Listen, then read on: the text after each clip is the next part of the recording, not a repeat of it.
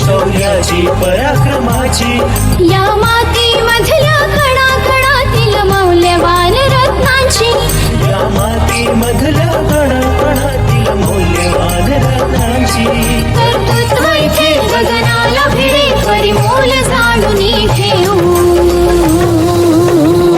व्यक्तिविशेष। नमस्कार, radio MPSC Guru spreading the knowledge powered by Spectrum अकॅडमीमध्ये मी प्रिया तुम्हा सगळ्यांचं स्वागत करते। मित्रांनो, आपण व्यक्तिविशेष हे सत्र ऐकत असतो। या सत्राअंतर्गत आपण सामाजिक, कला, क्रीडा, विज्ञान, राजकारण, साहित्य याचबरोबर भारतीय स्वातंत्र्य संग्रामातील व्यक्ती अशा बऱ्याच व्यक्ती ज्यांनी स्वतःचं नाव इतिहासात सुवर्ण अक्षरांनी कोरलेलं आहे अशा व्यक्तींचा परिचय आपण व्यक्तिविशेष या सत्रात करून घेत असतो। यामध्ये त्यांचा जन्मदिवस किंवा त्यांच्या स्मृतिदिनानिमित्त त्यांच्या जीवनाचा परिचय आपण व्यक्तिविशेष या सत्रात करून घेत असतो। आज आहे 27 एप्रिल। 27 एप्रिल हा दिवस पद्मश्री विठ्ठलराव विखे पाटील यांचा स्मृतिदिन। याच निमित्ताने आज आपण महाराष्ट्रातील सहकारी साखर कारखानदारीचे आद्य प्रवर्तक पद्मश्री विठ्ठलराव विखे पाटील यांच्याविषयीची माहिती ऐकणार आहोत। महाराष्ट्रातील सहकारी साखर कारखानदारीचे आद्य प्रवर्तक अहमदनगर जिल्ह्यातील लोणी बुद्रुक या खेड्यात एका शेतकरी कुटुंबात त्यांचा 12 ऑगस्ट 1897 रोजी जन्म झाला। लोणी खुर्दच्या प्राथमिक शाळेत 4थी पर्यंत शिक्षण, नंतर त्यांनी लहान वयातच शेतीला सुरुवात केली। त्या काळी शेतकऱ्यांच्या जमिनी कर्जबाजारीपणामुळे सावकारांच्या घशात गेल्यामुळे ते कंगाल बनले होते। हे नेमकं हेरून त्यांनी व्यवहार बुद्धी, चातुर्य व काटकसरीने शेती केली। 1923 मध्ये लोणी बुद्रुक सहकारी पतपेढीची त्यांनी स्थापना करून ते सार्वजनिक जीवनातील सहकारी क्षेत्राकडे वळले। त्यांनी जिल्ह्यात सहकारी संस्थांचे जाळे निर्माण केले। तसेच गावातील पाथरवट, वडार मंडळींना एकत्र आणून मजूर सहकारी सोसायटीची स्थापना केली। इंग्रज सरकारने मुंबई काउन्सिलमध्ये तुकडेबंदी आणि तुकडे जोड हे विधेयक आणले। या विधेयकामुळे शेतकऱ्यांच्या जमिनीचे तुकडे सावकारांच्या घशात जाऊन ते जमिनीला मुकणार होते। अशा वेळी इस्लामपूर येथे शाहू महाराजांनी घेतलेल्या शेतकरी परिषदेला विखे पाटील नगर जिल्ह्यातील अनेक शेतकऱ्यांसह गेले व तेथे हजारो शेतकऱ्यांपुढे भाषण देऊन शेतकऱ्यांच्या प्रश्नांना वाचा फोडली। त्यातूनच त्यांच्या शेतकरी नेतृत्वाचा जन्म झाला। पुढे महाराष्ट्राच्या 1,00,000 शेतकऱ्यांनी याच प्रश्नासाठी पुण्याच्या काउन्सिल हॉलला वेढा घातला। त्यात विखे पाटील आघाडीवर होते। त्यांनी शेतकऱ्यांना त्यांच्या दैन्यावस्थेची जाणीव करून देऊन संघटित होण्याचे व त्यातून व्यक्तिगत व सामुदायिक विकास साधण्याचे महत्त्व पटवून दिले। विखे पाटील यांच्यावर सत्यशोधक चळवळीचा व डाव्या विचारसरणीचा प्रभाव होता। प्रसिद्ध अर्थशास्त्रज्ञ धनंजयराव गाडगे यांच्या अध्यक्षतेखाली बेलापूर रोड, श्रीरामपूर या ठिकाणी 1945 मध्ये पार पडलेल्या द डेक्कन कॅनॉल्स बागायतदार परिषदेत विखे पाटील यांनी सर्व शेतकऱ्यांना एकत्र येऊन सहकारी पद्धतीने साखर कारखाना काढण्याचा ठराव मांडला। या परिषदेचे अध्यक्ष डॉक्टर धनंजयराव गाडगे यांनी व उपस्थित सर्व शेतकऱ्यांनी या कारखान्याचे मुख्य प्रवर्तक म्हणून विखे पाटील यांच्यावरच जबाबदारी टाकली। त्यांनी ही जबाबदारी पार पाडण्यासाठी 1945 ते 1950 या कालखंडात अतोनात कष्ट घेऊन गावोगावी व दारोदारी भटकंती करून भाग भांडवल जमवले। तसेच कारखान्याला शासनाकडून मंजुरी मिळवली। कारखान्याच्या उभारणीसाठी त्यांनी केलेल्या भटकंतीकरिता शेतकऱ्यांचा एकही पैसा खर्च केला नाही, परान्न घेणार नाही अशी त्यांची प्रतिज्ञा होती। त्यामुळे आपली भाकरी ते नेहमी आपल्या कोटाच्या खिशात बाळगीत असे। विखे पाटील यांची साखर कारखाना काढण्याची कल्पना त्यावेळी हास्यास्पद ठरवली गेली. अशा सर्व प्रतिकूल परिस्थितीला तोंड देत विखे पाटील यांनी प्रवरानगर येथे शेतकऱ्यांचा पहिला प्रवरा सहकारी कारखाना 31 डिसेंबर 1950 या दिवशी स्थापन केला आणि या कारखान्यातून साखर उत्पादन सुरू झाले.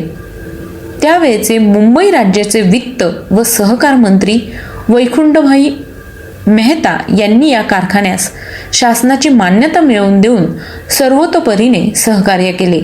प्रवरानगरचा हा कारखाना आशिया खंडातील सहकारी तत्वावरील अग्रगण्य साखर कारखाना मानला जातो.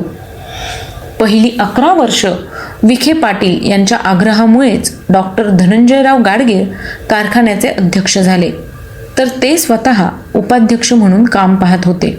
पुढे ते विखे पाटील प्रवरा सहकारी साखर कारखान्याचे अध्यक्ष 1960 व संगमनेर सहकारी साखर कारखान्याचे मुख्य प्रवर्तक व अध्यक्ष 1966 मध्ये झाले.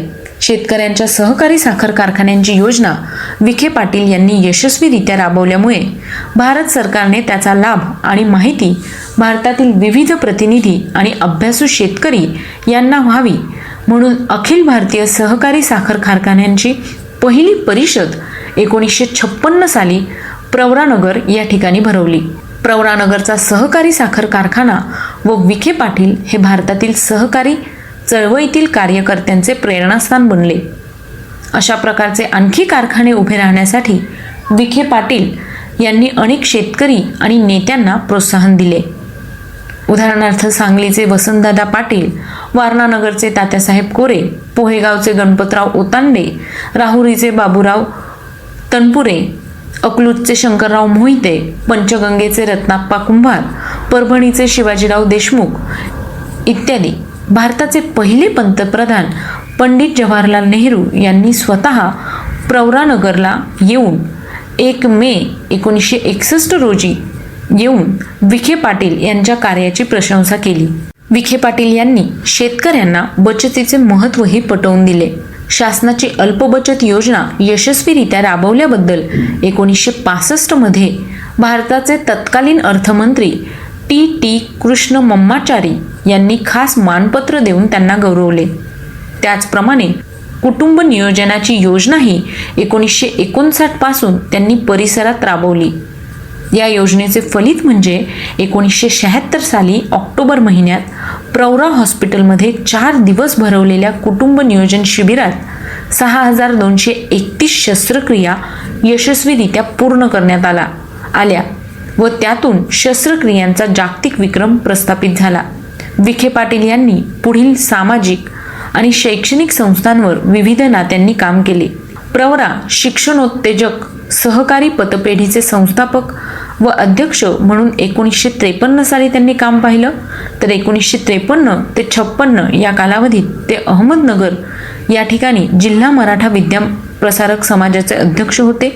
1954 मध्ये कोपरगाव व कारेगाव सहकारी साखर कारखान्यांचे सन्माननीय संचालक, 1964 मध्ये प्रवरा ग्रामीण शिक्षण संस्थेचे आद्य प्रवर्तक, 1968 मध्ये साखर कामगार हॉस्पिटलचे अध्यक्ष, 1958 मध्ये अहमदनगर जिल्हा सहकारी बँकेचे संचालक आणि 1968 मध्ये ते अध्यक्ष होते. त्याचबरोबर 1971 मध्ये गोदावरी विकास मंडळाचे सदस्य म्हणून त्यांनी काम पाहिले. कर्मवीर भाऊराव पाटील यांच्या शैक्षणिक कार्याने ते प्रभावित झाले व त्यांनी कर्मवीरांना नगर जिल्ह्यात शैक्षणिक संस्था उभारण्यास पाचारण केले, तसेच सर्वतोपरीने सहाय्य केले. 1978 मध्ये विखे पाटील हे रयत शिक्षण संस्थेचे संचालक व उपाध्यक्ष होते. 1974 मध्ये ग्रामीण भागातील आरोग्याचे प्रश्न सुटावेत म्हणून त्यांनी 1974 मध्ये प्रवरा मेडिकल ट्रस्टची स्थापना करून अत्याधुनिक सुविधा असलेले भव्य इस्पितळ लोणीत सुरू केले. त्यांच्या पश्चात त्यांनी स्थापन केलेल्या विविध संस्थांच्या माध्यमातून अनेक शिक्षण संस्था, उदाहरणार्थ वैद्यकीय, दंत, परिचालिका, अभियांत्रिकी, तंत्रनिकेतन, औद्योगिक प्रशिक्षण संस्था, कला अकादमी तसेच गावोगावी अनेक माध्यमिक विद्यालये इत्यादी संस्था उभ्या राहिल्या. त्यांचे चिरंजीव बाळासाहेब विखे पाटील व नातू राधाकृष्ण विखे पाटील यांनी समर्थपणे त्या पुढे चालवल्या. विखे पाटील यांनी सहकार, कृषी, औद्योगिक व शैक्षणिक क्षेत्रात केलेल्या मौलिक कामगिरीबद्दल भारत सरकारने त्यांना 1961 साली पद्मश्री हा किताब दिला, तर पुणे विद्यापीठाने 1978 साली त्यांना डीलिट ही पदवी दिली व राहुरी येथील महात्मा फुले कृषी विद्यापीठाने त्यांना 1979 साली डॉक्टर ऑफ सायन्स या पदव्या प्रदान केल्या. आजच्याच दिवशी म्हणजे 27 एप्रिल 1980 रोजी त्यांचं लोणी बुद्रुक या ठिकाणी निधन झालं.